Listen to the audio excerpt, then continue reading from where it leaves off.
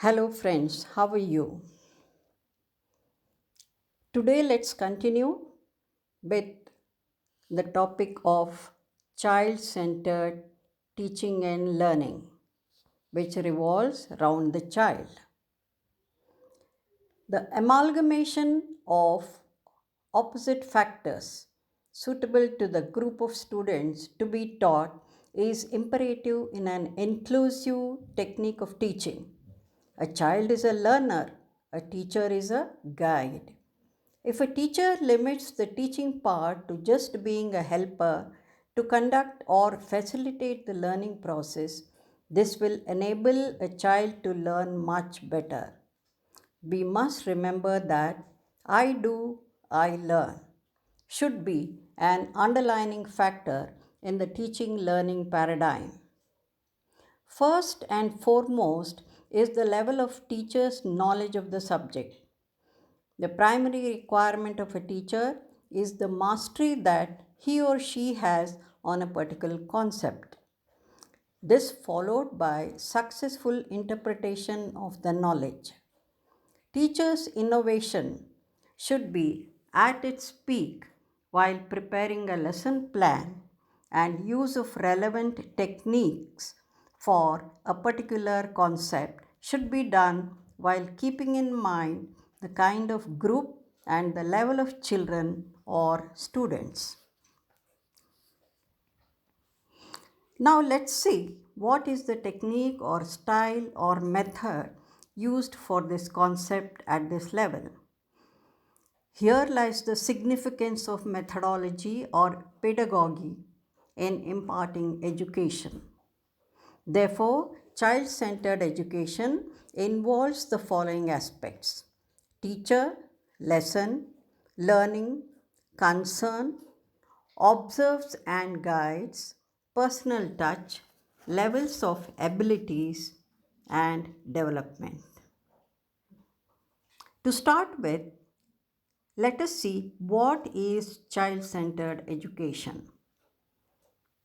A sort of revolt against subject-centered education. The teacher is an interested observer and guide who encourages, advises, and stimulates the child. Immediate purpose and interests are motivating factors. Modern education is child-centered. Great philosophers and educationists like Rousseau, Tagore, Froebel, Pestalozzi, and Montes have been strong vocal advocates of child-centered education. Friends, it is believed that child-centered teaching and learning is a sort of revolt against subject-centered education. Teacher is a guide who helps, guides, encourages, advises, and stimulates the child to learn.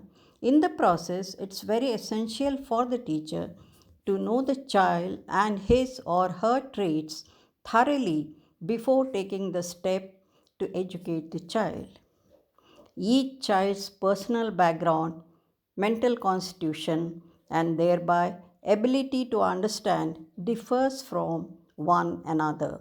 A teacher needs to acknowledge the pros and cons of a child's ability in relation to the topic or the subject being taught. That is where child's interests become motivating factors and drives the immediate purpose of the process of teaching and learning. Today's education is essentially child-centered.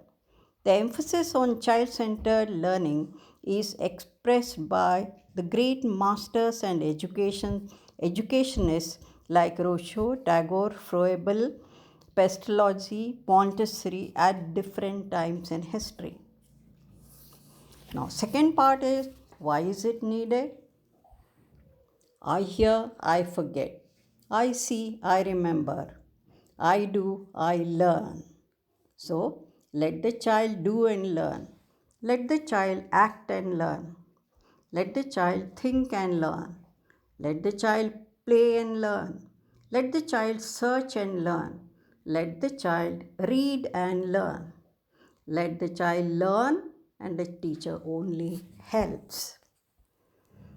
Now, the main point that needs to be ironed out is the answer to why child centric education. In simple words, it means that the child is the learner and the learning that happens to the child has to be facilitated by the teacher. Basically, learning happens by hearing, by seeing, by observing, etc. But the wholesome learning happens only when the learning process is completely followed. And this is I do, I learn. It has so many directions to be provided to the child. Let the child do and learn. Let the child act and learn. Let the child think and learn. Let the child play and learn. Let the child read and learn. Let the child search and learn. Let the child learn. Teacher only helps. Now, these points to be stressed under I do, I learn.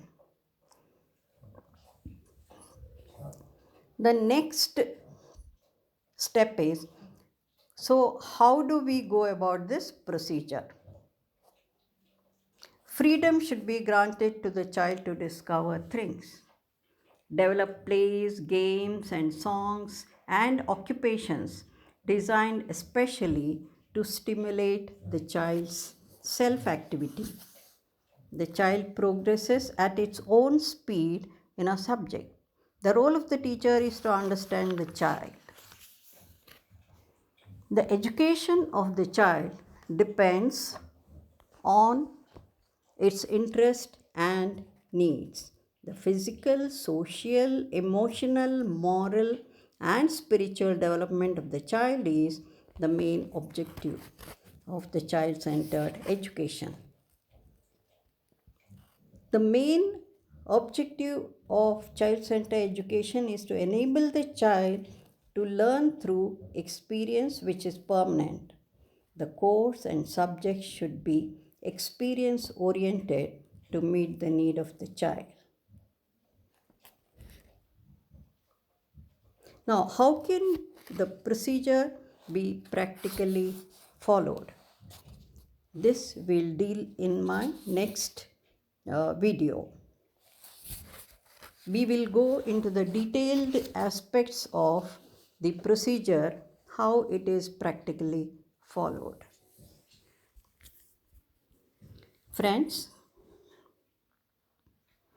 like, share, and subscribe. Please do comment on these ideas. My videos, my presentations are open for discussion. Therefore, your comments are welcome. See you in my next presentation. God bless you. Thank you.